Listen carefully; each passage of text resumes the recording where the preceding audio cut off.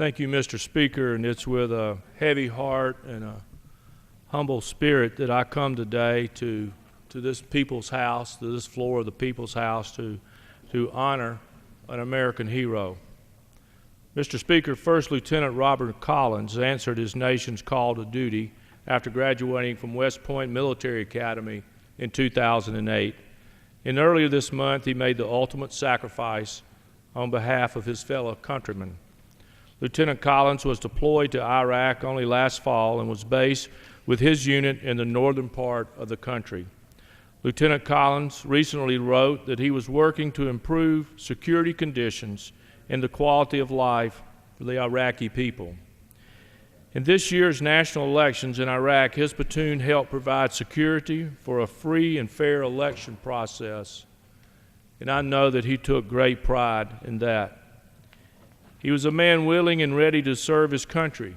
As a dedicated soldier, he wanted to help spread far and wide the same freedom we love and cherish here in the United States.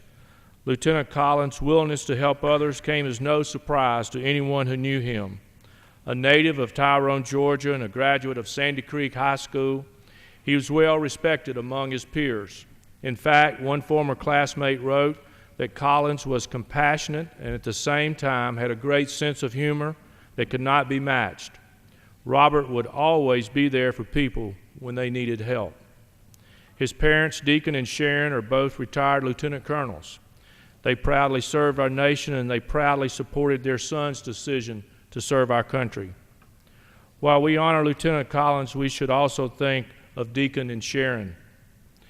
Lieutenant Collins was also blessed to have Nicole, his fiancée and childhood sweetheart. Last week, Lieutenant Collins came home to Georgia for the last time, and his community came out to honor him.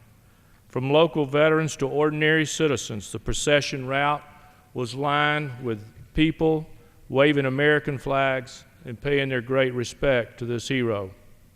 One gentleman summed it up best when he said, "I am a patriot. Anyone who gives up their life for my freedom, well, this is the least I can do."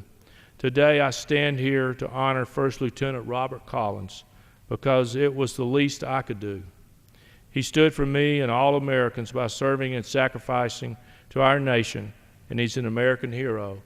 And I want to thank him for me and my family and the generations to come, and I also want to thank his loving parents for the sacrifice that they've given to this great nation. And with that, Mr. Speaker, I yield back the floor. Gentleman yields back to Mr. Engel of New York.